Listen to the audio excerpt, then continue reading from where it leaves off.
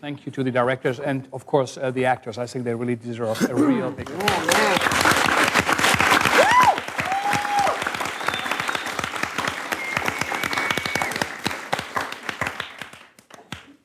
So this was a truly impressive. This was the world premiere. The world premiere presentation at the Siegel Center. And the company started this morning at around 9 or 10 o'clock, rehearsed all day. And it is a very, very beginning, but I think it is a truly a strong place. They are powerful, and they really look at many facets of it from many sides. But first, let's show the two directors. Where are they? Do they sit right here? And before we come to the playwright, maybe we start with you, then you, but just because you sit here. And tell us, what does this project mean to you? You have to take the mic. Yeah, we are recording it. Why? Hi, I'm Camila Forbes. This project, it's funny because as a director, you get asked to work on a play, right, and bring a play to life. And to me, this was more than just a play. This was a conversation for me in which I have been involved with in my community, my family and friends, about race, class, privilege, and particularly even sparked even more, ignited even more after the Trayvon Martin incident. So it was far more of igniting and sparking a conversation for me. So it's really important work. So thank you, Keith, for the opportunity to. Ira, maybe. Ira. Maybe say which plays you directed. My name is Ira Kip, and I directed Some Other Kid and the ballad for George Zimmerman. Keith asked me to be part of this project, and like Camila says, you get asked to do work. And for me, I was asked, and I was kind of like, sure, I'll jump on board. But as I got closer to today, it really started to hit me how important this work is. And as I was expressing to the group this morning, today being December 5th, is actually in this spirit that we're working on here in this play. I'm from Amsterdam, and we're actually celebrating a holiday today, which is Sinterklaas and Black Pete. So to then, knowing that is happening back home and then working on this today, it's very interesting for me that's the energy that I find myself in right now. But this has been really, really great to be part of this. Yeah, thank you. Keith, we come to you a little bit later. Maybe you take his mic, hold it a bit closer so we can hear you for recording purposes also. Maybe you shortly introduce yourself and say which play you did, and tell us a bit about the idea, what sparkled your... My name is Russell G. Jones. Hey, my name is Russell G. Jones. I did not act in or write or direct any of these plays, but Keith and I have been talking about this type of conversation, and as an artist, as an actor, I started this impulse called The Blind Spot, which is basically trying to promote the necessity for conversations around race, identity, and privilege, and to promote the idea that the artist has a responsibility to give something back to their community. And so Keith asked me to be on the panel here, and I'm honored to be here amongst all of you talented and driven artists. So maybe then say, so what do you think about the project? I think I guess the most beautiful thing about the project is that this room is filled, and there were people outside who couldn't get in.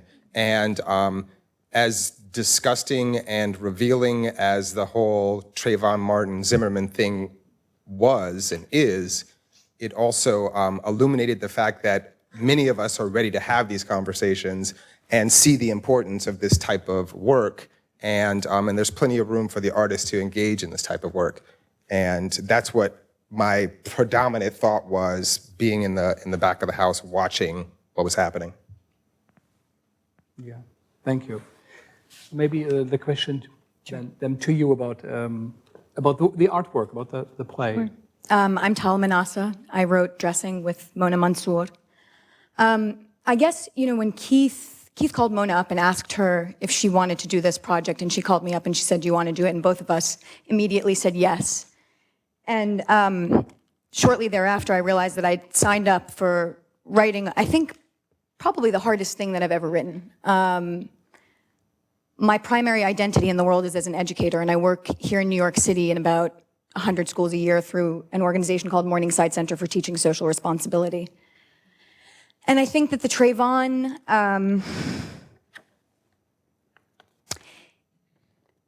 incident resonated for me because those are our kids, those are my kids, right? You know, when I walk into a classroom, there are 15 Trayvons. And I think I wanted to work on this project because I wanted to have a say in how we think about children and what our responsibility is to them and what it means when a kid can be shot, right, and nobody is held responsible. What does that mean? What does that mean for all of us? What does it mean when we have whole communities for whom it is almost an eventuality, right, that some of our young people will die, will be killed, and nobody is held responsible? What does that mean? So I think I can stop. I can stop. Yeah. Thank you. Thank you. Hi, I don't know if I'm on. This one's on. This one's on? Am I on? Okay. Hi, I'm Mona Mansour, and I co-wrote the piece with Tala. And it's so weird. There's like an extra. It's like. Ignore it. Just ignore it. But it works. Reminds me of Star Trek. It's off. Is it off? Am I on? I'm on. I'm sorry. Okay. I was in a group with Keith and Rey Pamatmat at the Lark. We were in a group called the Monthly Meeting of the Minds, and I always loved what Keith brought in, and of course hoped that he liked what I brought in.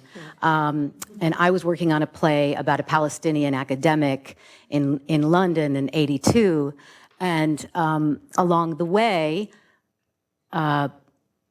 it was very interesting to sort of get Keith's perspective on my character, who is, you know, in this world, but, you know, where he's sort of bridging these two worlds and so on. So that's how I met Keith, and he asked me to do this, and I checked in with Tala because of what you just heard her talk about. I knew that it would be a beautiful thing for us to work on this, and it was terrifying to work on, absolutely. It was definitely the hardest thing that I've ever written.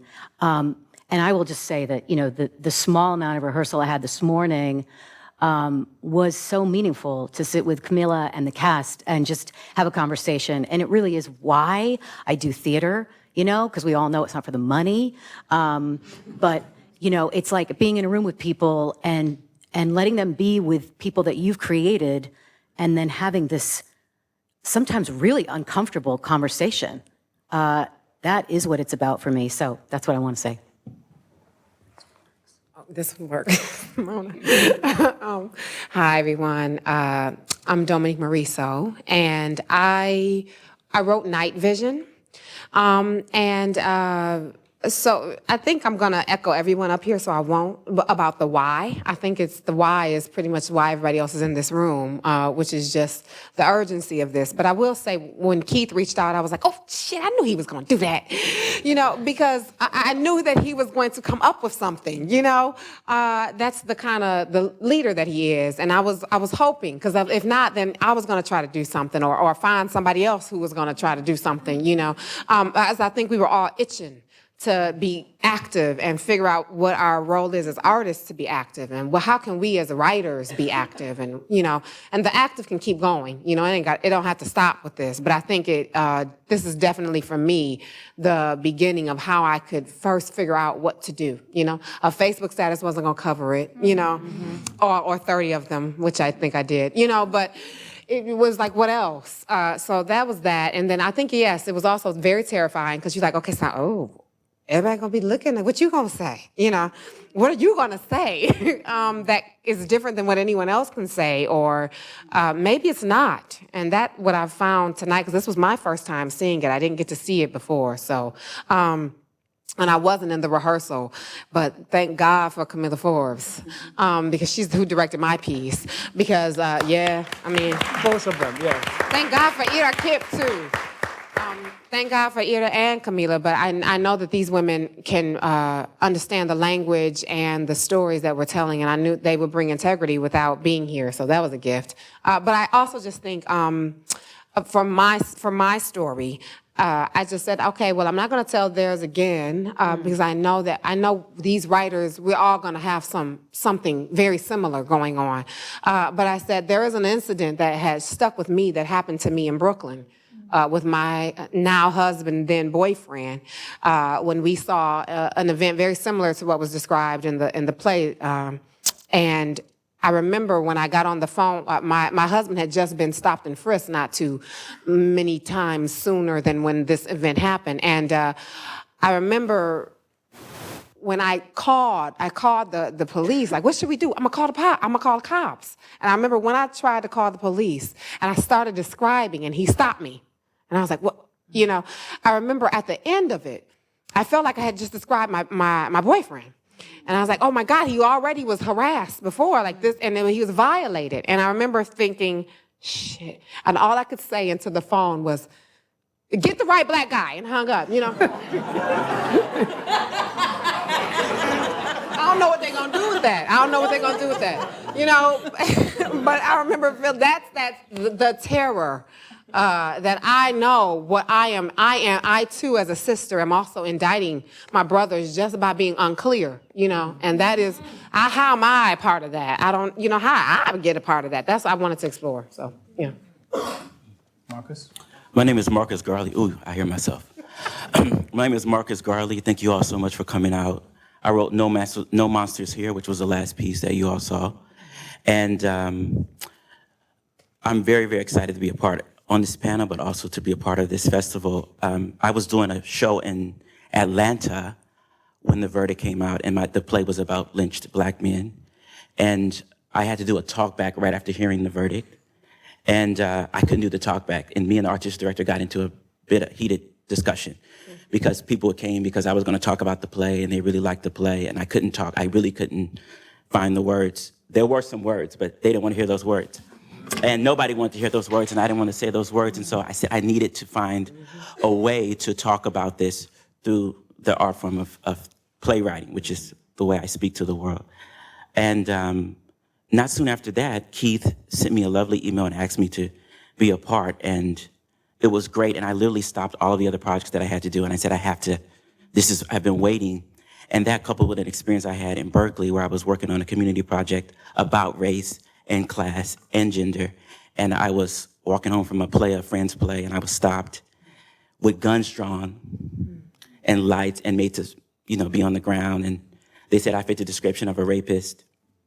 And the first time in my body, I felt this. It's no way to describe it. There are no words. God hasn't given us words to describe that. You can see my hand shaking.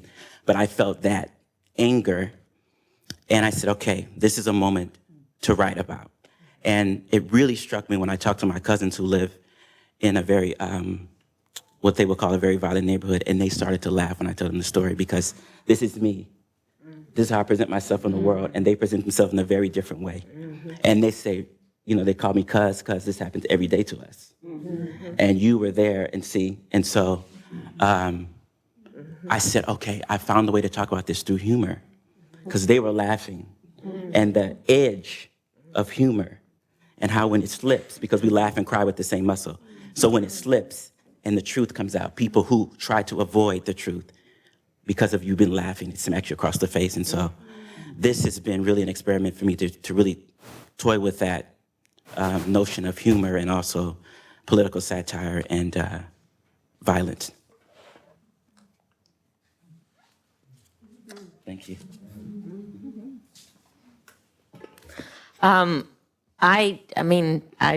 I write for all the reasons you just heard, so there's not much else to say on that. I love Keith, so if Keith had said, do you want to get together and mow the lawn? I would have said, yes, I'll be there. I will get the lawnmower. There's just love there. I was worried that I didn't deserve the spot, and so I felt a lot of pressure about that. And I must have, this for me was also the hardest thing I've ever written. I rewrote, there were many versions before we got to, I forgot to say my name, I forgot all of it. Winter. My name is Keith Adkins. My name is Winter Miller. My piece was Colored, the one on the subway. And I felt kind of crushed by what could I possibly say, and how would I say it in 10 minutes and all of that stuff. And then I just got out of my way and asked for help and got into it.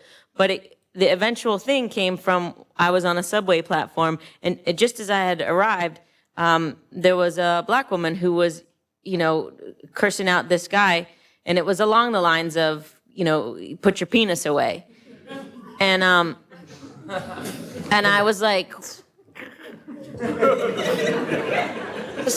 so I just stood next to her. I just stood there and was like, whatever, like this body right here has your back. Whatever's happening, I'm with you. And then we got on the train, and I just sat near her, like I kept the whole time, like, I wanted to say, there was so much I wanted to say, but I was afraid. And so there was this other woman who was next to me, and we ended up talking. But I had a whole long conversation in my head with this woman about, what did it mean to you that this man was black? Because I thought about, if a white man did it, I'd be like, just what an asshole. But it wouldn't affect, in the way that if you call me a cracker, I might laugh. So it doesn't have the same weight. So I wanted to explore what that dynamic of privilege is, where when one thing represents something else. And I ended up using colors so that it could be, you could project onto it whatever you thought that it might be. And I was surprised when I came to the rehearsal and blue and also blue were white. And I was like, oh, okay. That's what I asked for. So it's the privilege to be part of this dialogue and to have all of you here, and there's nothing better than this. I think we're going to come to audience questions right away. You were really, it's a great audience, as everybody said. Thank you again all for coming and taking time out of your life to be part of it. But my question before coming to you goes to Keith.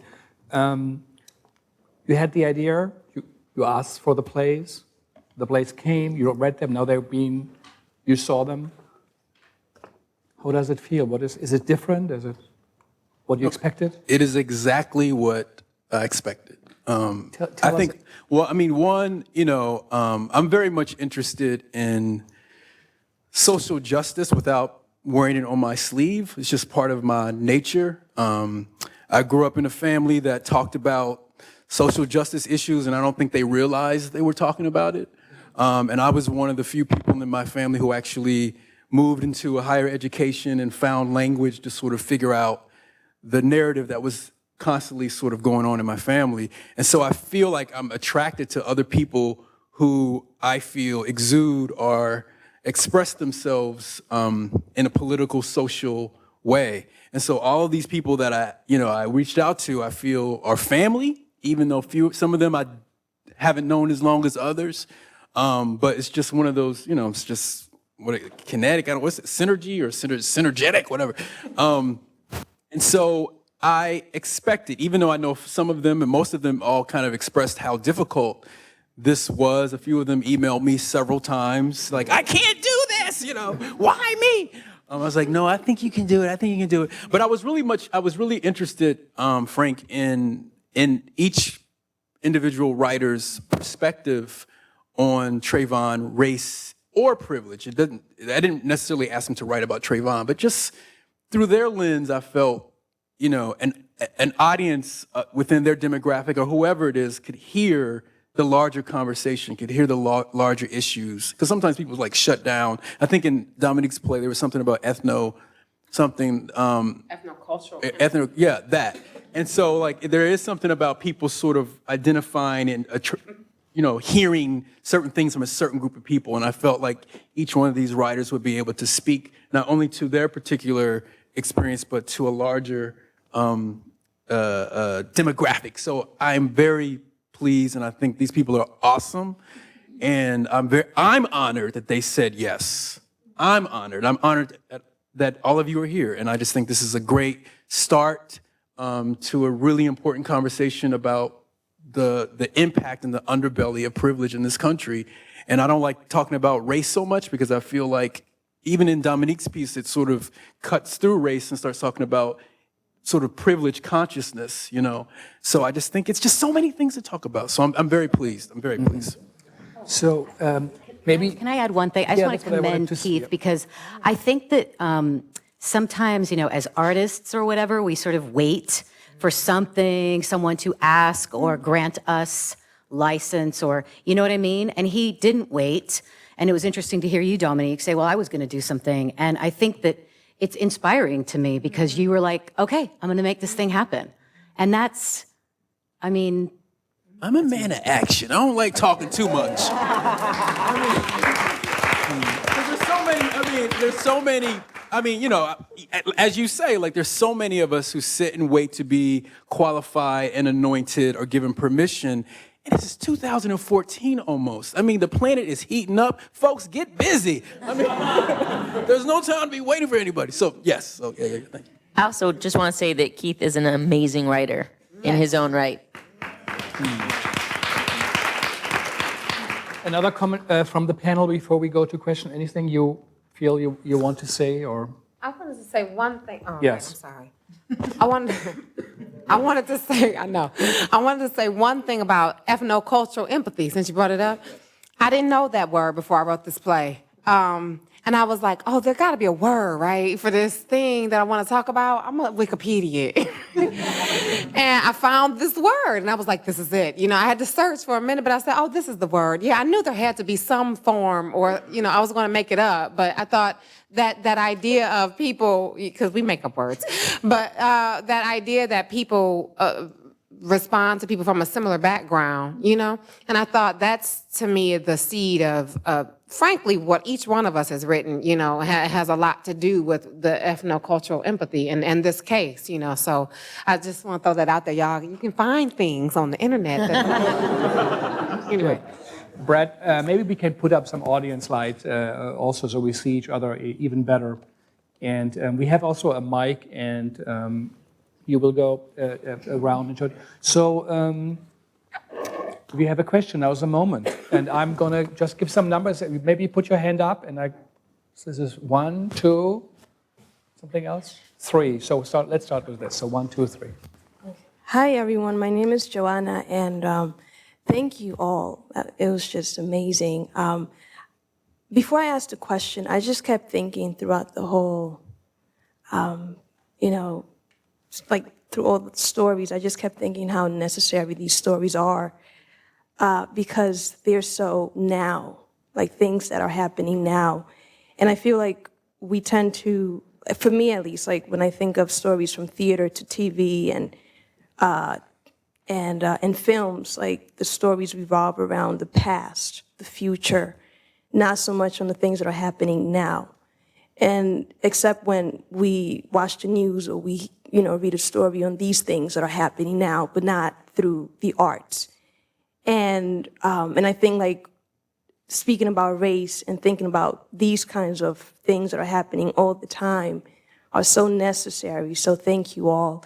And my question is to the playwrights and perhaps the directors too, or the playwrights, like as you guys were writing the story, like did you guys learn anything new about yourselves in relationship to race?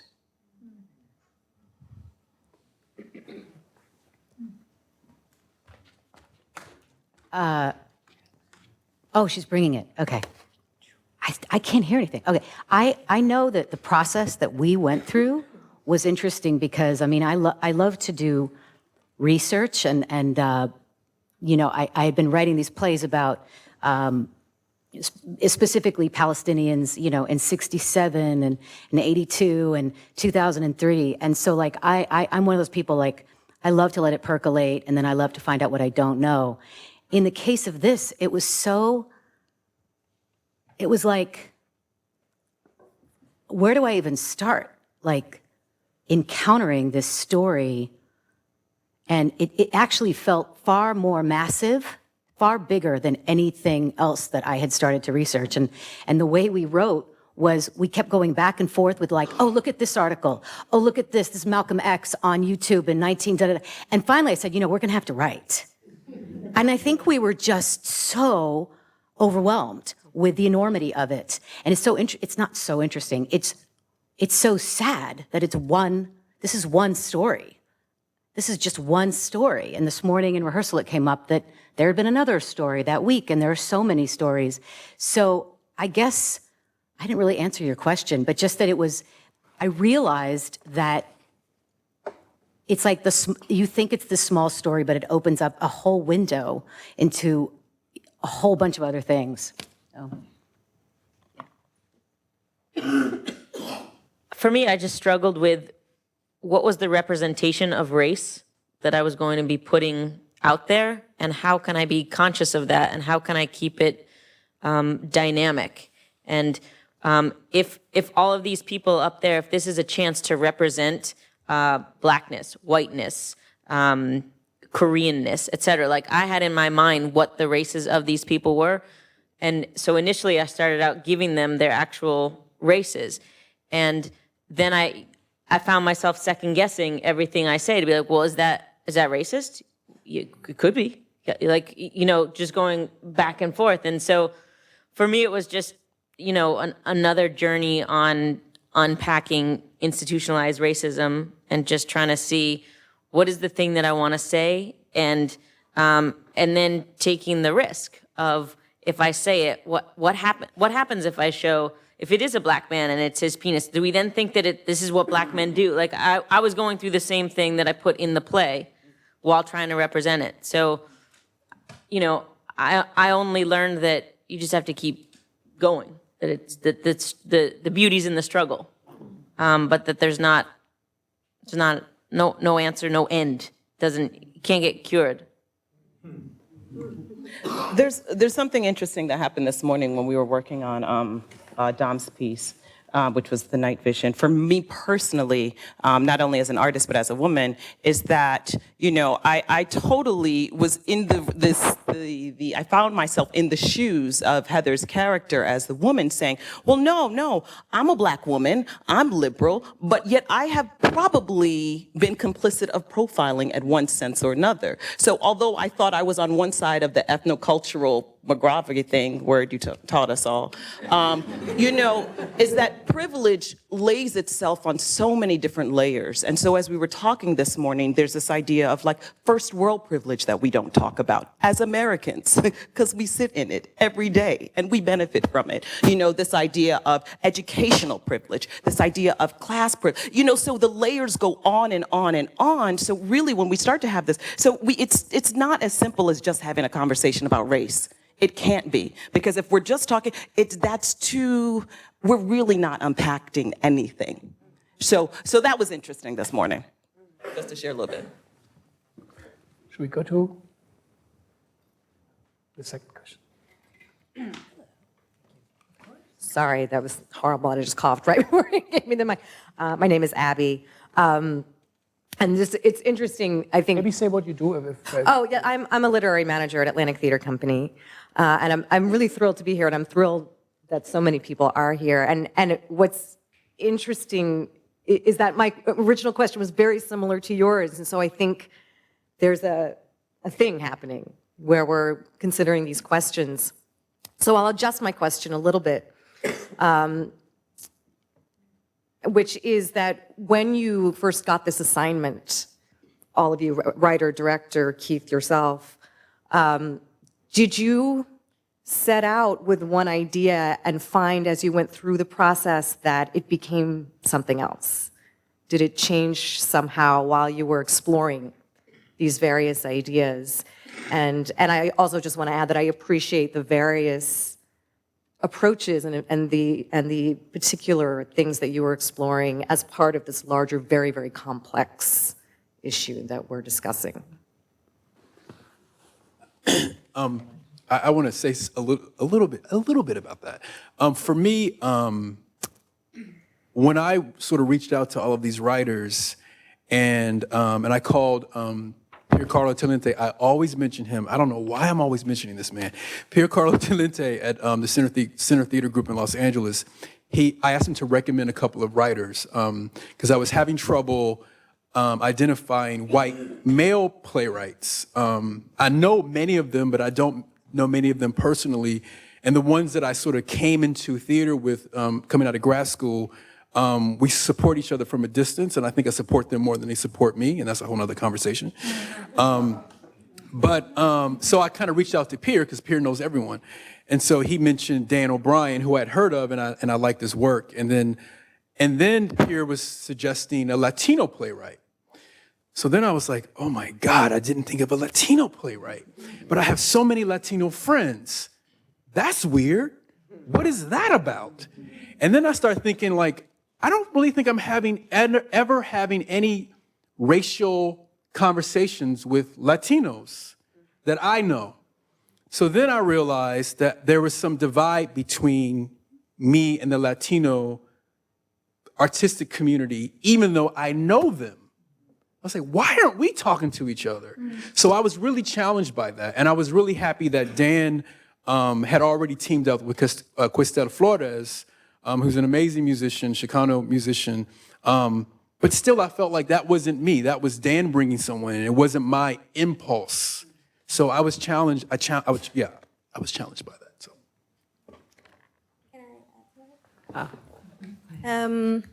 In the spirit of challenged, I always find myself challenged as a non-American but Black Caribbean growing up in Europe.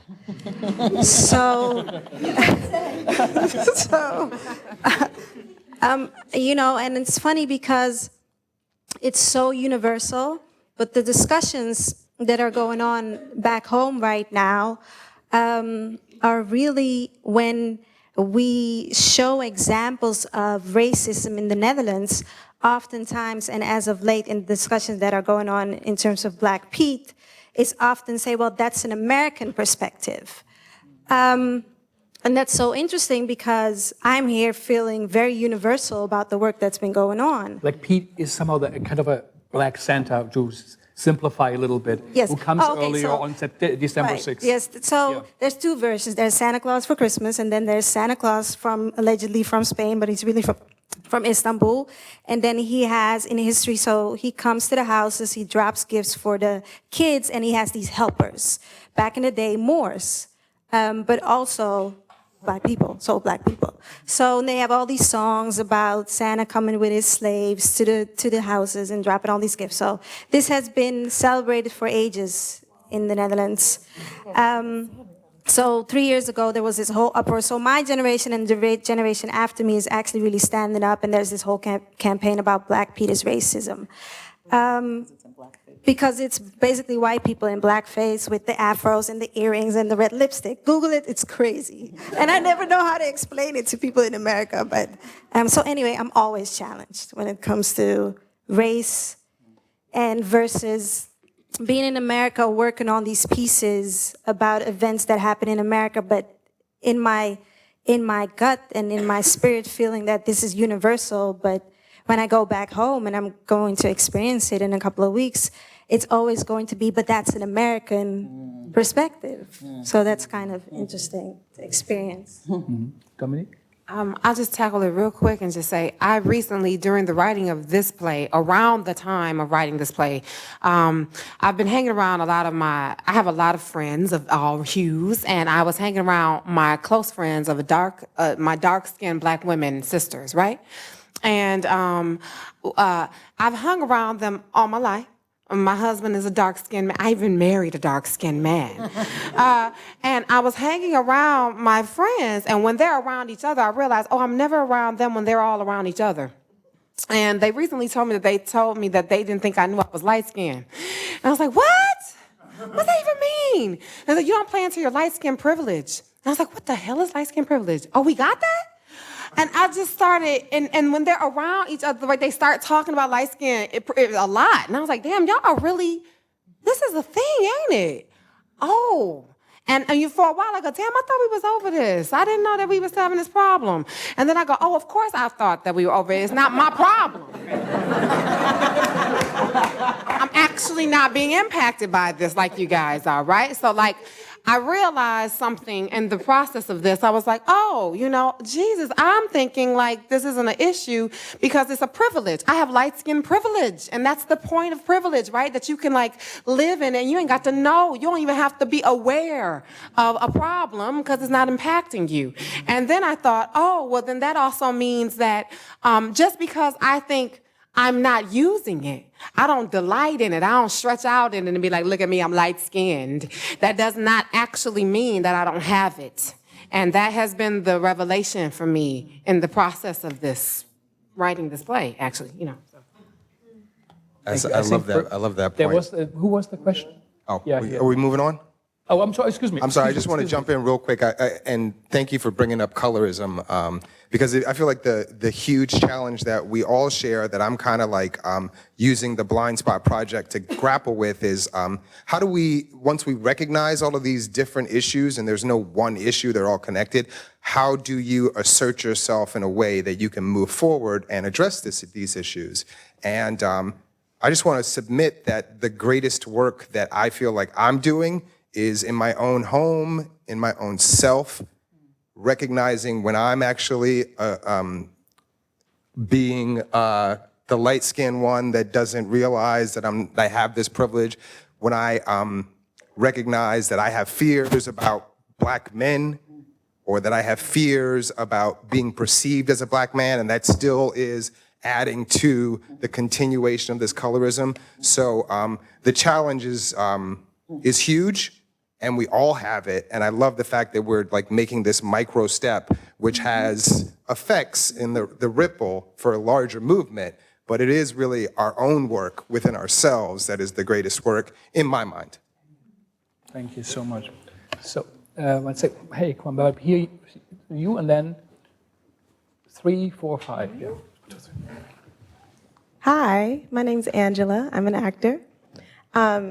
And I think my question has probably been touched on, so I'm going to ask you to expound in any way that you can, any playwrights up there. It was initially specifically for Tala, because you were the first person, I think, to mention it. You said that this play was probably the hardest play that you have written.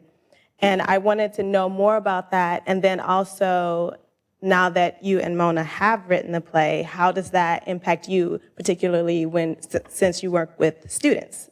And any other playwrights, if you feel like you had a similar epiphany in that way, where this was the hardest piece that you've had to work on, you know, what have you learned in addition to things that you've already talked about? So my family is Palestinian originally, and I think that part of what that has meant for me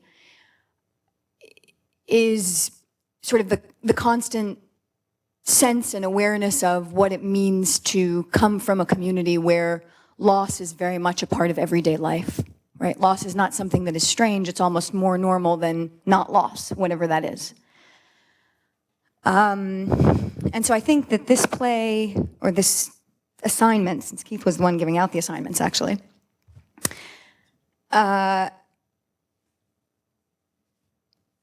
touched on really all of the things that matter to me and move me. Children, inequality, who has access, who doesn't have access, who is protected, who is not protected, who is worthy of having a voice, who is not worthy of having a voice, what bodies do we care about and why.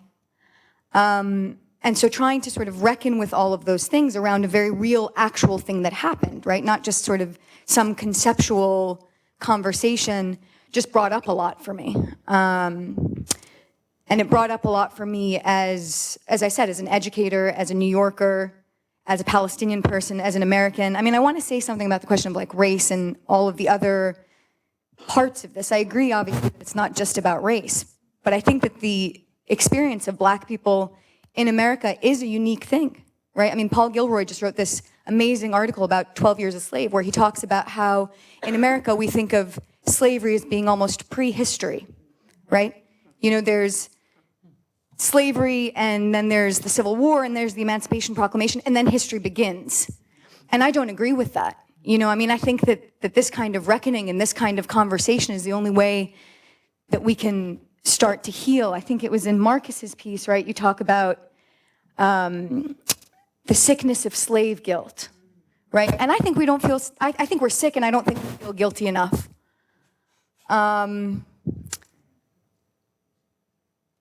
So that's why it was hard. If I could,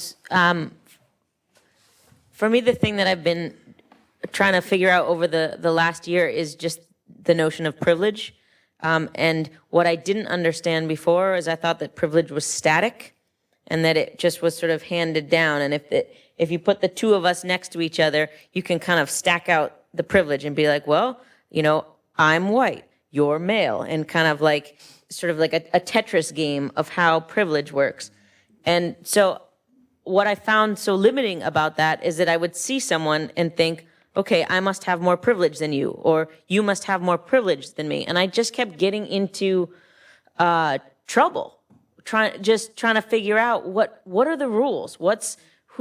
You know, it was constantly just trying to check myself and be like, what am I doing? Why am I behaving like this? What am I projecting onto you, and what am I picking up that's not there? And what's the unsaid thing? So when I started to realize and think about privilege as fluid, that if I walk into a room in which I am the only one of my gender, then my privilege drops. If I walk into a room and everyone is my gender but not my race, like just all those, the matrix of that, but how even if Marcus and I are having a conversation, if our conversation is about cars and I know nothing about cars, then his status goes up. And it's not about gender or class or like that. It just, that moment to moment privilege is dynamic. And so in thinking that, I wanted to explore that in my play where, you know, the three youth arrive and suddenly it shifts because there's three of them and they know each other, but they're younger, they're less educated. You know, it's like all these things that we don't know. So for me, the play is a continuing exploration of how does privilege work? And it ultimately, it comes down to kind of who's holding the microphone. Right, okay. I was gonna actually. Okay, yeah. Marcus. Can you all hear me? Okay. So this writing this play was very hard for me, and poor Keith, I think he was emailing me every day, brother, where is the play? And you know, I always have the problem is, you know, the gift from God that I have is I actually always overwrite, and here I had not one word for forever. And my process is I always take an image because I'm a very visual thinker, and I make. Nilo Cruz taught me, you get a magic box and you put objects in the box and the play comes out of the images.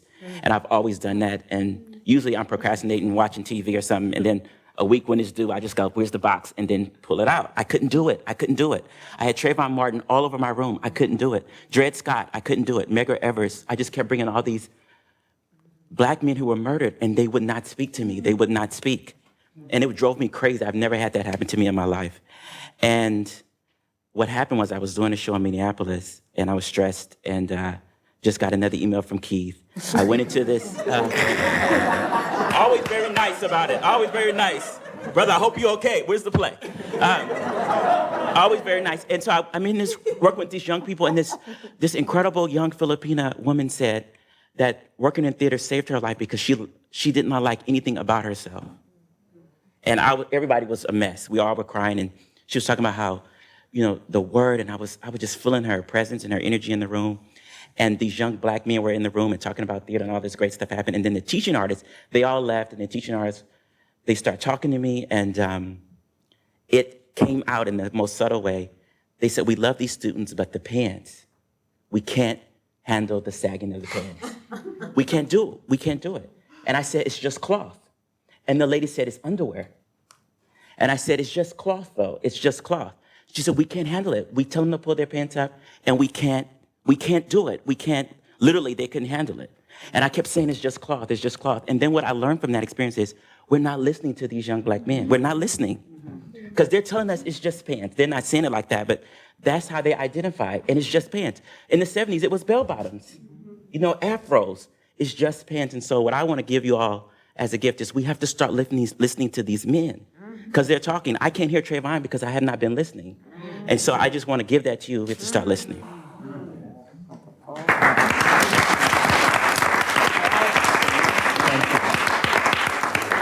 Thank you, Marcus. You, and then afterwards you. But you first. Take a microphone, please. 1 second. Yeah. It's being recorded, that's why. Keith, in other words, part of this whole experience tonight was just people sitting up there. When you go to LA and the Goodman and these other theaters, are you going or is someone going that's going to do a talk back afterwards? Or any of these playwrights going? How are you going to keep the conversation going, in other words, besides the plays? Well, part of the I'm sorry. the part of the charge that I'm giving the theaters is to produce and present however they like and however they wish, and they're responsible for finding the directors, the cast. I give them the option if they want to bring the playwrights out, they can. It's not mandatory. But the most important thing that I charge them is to make sure there's a social justice component to the reading or presentation. And I do that, one, because I feel like it's important that someone like, Frank and Russell is here to sort of help bring the right language so people can sort of feel at ease and talk to each other. But also I don't want the weight of privilege and race to be on the theaters themselves, because that's just way too much. So to answer your question, theaters can do what they want. They have to do what they want. So they don't have to bring me out or anything. But the plan is, yes. Yeah, that's what you wish for happening. I don't necessarily, no. I don't want to be, I feel like, and someone was mentioning today, like the possibility of the plays traveling, like with the same cast. I think that's a great idea. We find the right producers, make that happen. However, I feel like what will happen in Chicago is going to be different here because the demographic and the narrative in Chicago is different than what's happening in Detroit, or Little Rock, Arkansas, or Oakland, California, or Seattle, Washington, or even the east side of Toronto, Canada. So I really want the theaters and the communities to have their own conversations with each other. And if everybody's talking globally or nationally, then, we start a little revolution and get it all changed. Next question over there. Thank you very much, Frank. I want to just congratulate Keith on a great program and all the panelists. I think you guys did a great job. And my good friend here, Frank. But I just want us also, in the spirit of the theme, maybe just have a 30-second for Nelson Mandela. Thank you.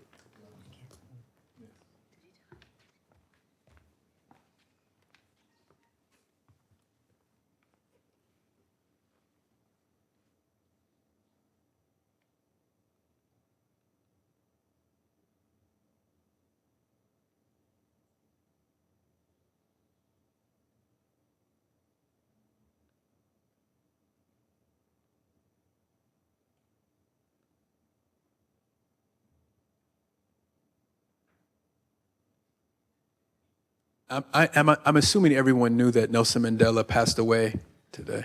Today, yeah. So this is a good. Thank you for. It is all connected. So one question here and then there. We. Over here.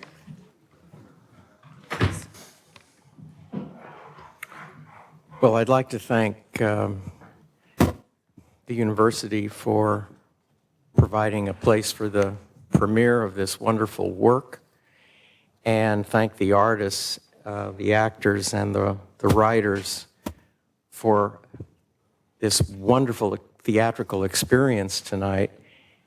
With regard to what the gentleman in the first row down there said, I was thinking about the conversation that this theatrical experience promotes, and was wondering if there were some ways that the scripts might be made available as a collection so that those who can't attend the theatrical performance in the universities or elsewhere in their own homes might have access to them. The Green Space recently broadcast on New York Public Radio the August Wilson Century. And that was a fabulous thing. And it was accessible online. So I wonder if New York Public Radio might be an opportunity to bring the actors together and record this live in the studio, perhaps after the performance in New York, so that people around the world can tune in and receive this as a conversation starter. That is a great suggestion, recommendation. One, I know Arthur, who curates some of the things at Green Space, so I'm going to actually reach out to him tonight. Secondly, there is conversation already about publishing from a couple of different sources, and there's also talks about a film version, but we will talk about that later. Maybe one last question. Then we still have a small reception here. Now you can hopefully ask all the questions you would like. So we need a microphone over here for the last question. Hi, Simone Missick, actor. Thank you to all of you. That was brilliant and amazing. And to the actors, you were wonderful. Two-part question. You're in a room of very educated and enlightened and interested people who wanted to hear these issues being brought to light. But in light of the 3 male students who filed a racial discrimination citation against their professor, how do you feel like these stories can reach those who don't recognize their own privilege, or they don't have the opportunity to have that racism or discrimination held up to their faces? The second question, with this being a 10-minute, 1-act limitation, I guess, do any of you feel the need or the want or the desire to expand these stories and make them full-length plays?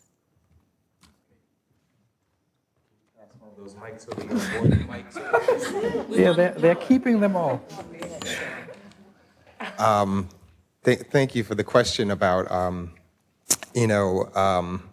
was I going to say? Brilliant. Who sees it? Including people, yes. How do you create a shift in someone who isn't leaning toward social justice or awareness or any of that stuff? I think that that is definitely important, and I think it happens on a small scale. And I think this is a great time to talk about how we need to talk further about the role of whiteness in the paradigm of race. Because like Dominique was saying with that word, if you look like me, I'm gonna hear you a little bit better. So it's important for people who wanna ally themselves with, a greater cause, like maybe equality amongst humans, they're gonna need to take the lead in a lot of those conversations where those people are far into whatever they're into, to be led back into something that's a little bit more equitable. And these people that are up here and you people that are out there, we are also the people that sort of set the bar for the fashions and what's cool to do and what we should be writing plays about. And so this is the work that is going to speak to those people. But I don't think that it makes any sense to believe that if you get the Grand Wizard of the Ku Klux Klan to come to the theater, they're gonna tear up because they saw the Trayvon Martin plays. But if you get their... That would look cool under the little... that it would just be like a wet streak on their... But if you have their daughter or the boyfriend of their daughter or whoever see the play and they have the gumption to address just that one thing at the dinner table, that's how the shift is going to happen, or at least in my mind. I just want to say too that I think a lot of I don't want to diss any regional theater, but it's a common paradigm in regional theater that it's like Christmas Carol, Shakespeare, which is fine, right? And then they'll be like, there's one play by one person of color. And they might be like, or a woman. And or a woman, right? They're like, well, those can't, well, we got a woman and a person of color. We cancel it out. But like, One person of and I'm not, theaters are trying. They're trying to reach out. So that's actually a fantastic question. I was working on a play in Orange County. South Coast Rep is like, we want to get to know people in our community. And I mean, I was going to like what's called Little Arabia, and like these baklava shops, right? And it's like, these guys are not going to South Coast Rep. But I think we can't, why aren't they? Right, no, I mean, I don't think we can't give up on that. I mean, for me as a writer, I always want to write, I always think of my father, who is educated, but he's only seen the plays I was in, that I made him suffer through, and then the times I've bought him tickets, and I never want to leave him out. He should be part of the conversation. So I think it's very important that we say, wait a minute, who is part of this conversation? Who are we reaching out to? And I love your idea, I don't know the gentleman in the back, about having those ideas about how to distribute material. I think like, let's do it. I mean, I don't have those ideas, but those sound really good to me, I'm just going to put my educator hat on for a minute and answer the question in a little bit of a different way, right? Which is to say that I think that what you're talking about really is about the acquisition of a certain set of skills, right, that enables one to engage in this conversation in a way that is productive, in a way that is honest, in a way that expresses empathy. And I would say that the biggest contribution, right, in whatever way is appropriate for each of us that we can make towards that is to reclaim public education in this country, right? I mean, that is the space where young people ought to be acquiring the skills that they need to be engaged citizens in a democracy. And obviously I mean democracy there with a lowercase d. Excuse me? A big C. Yes, that's right. Because, I think that the Gandhian mandate about, if you want to change something, you have to start with the children is just true. I agree. I think that to some extent, right, our responsibility as adults who are in this room together is to fortify each other, right, and to sort of create a critical mass among people who are already there. But there is a much more radical, much more fundamental thing that we can do, right, to shift the whole damn conversation, right? I mean, there's a 10th grade class, right, in a school where they're using The Help to teach American history. That's the book they're using. They're using the book The Help. That's how we're teaching history to our young people. Right, so I will step off of my educator soapbox Maybe now. go to the question, will anybody write a full play? Yeah, I'm going to tackle your other one about writing the full, which I think could also answer your first one. Yeah. Which is, I'm not so interested in actually expanding this story. Sometimes, the story comes to you, like I told it the way I was supposed to tell it, and that journey is done. But these kind of stories that inspire these conversations will be a part of my canon, will be a part of my legacy of writing, right? And so I feel that is because I am not just trying to reach the typical off-Broadway audience that subscribes and goes and sees plays already. It's not that I'm not trying to reach them. They're just not all I'm trying to reach. And so I think to open the doors up to others and get these conversations started, I'm going to put the work out that I think speaks to the others. And then what will happen is something is similarly happening to a play of mine that's running right now, which is that, we're not getting our normal subscriber base. But then you're getting like, all the other people though.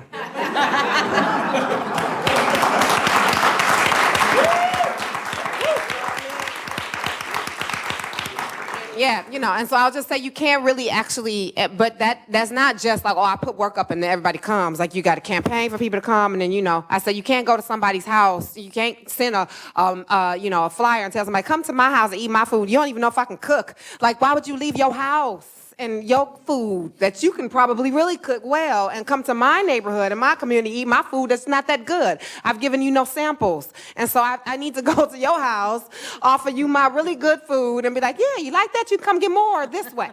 And so I think that we have a problem, and it is a privilege problem, that I think that we think that people are supposed to come to us. And and that people are supposed to spend their money to come to see us. And we ain't got to invest nothing in their community. And that's a theater nationwide problem that I think can be rectified by writers writing the work and then also calling their audiences to come and bring your friends. And if you haven't seen...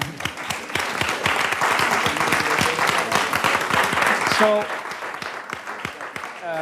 again, thank you all for coming, and let's have a celebration again. And I think a big applause for the actors, but also the playwrights, and for Keith. And you have the last word. Yes, I just want to say, well, three things.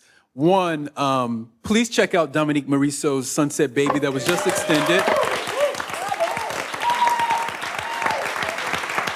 At the Labyrinth Theater, go online. You will find it. Google it. You know, do some flyers out there. Secondly, Facing Our Truth, you will be able to see another version, I think a more extended version, at the National Black Theater in their 45th season. And I think it's February 4th they begin. So go to their website, nationalblacktheater.org, and you get more information. Look out for other theaters. February 6th.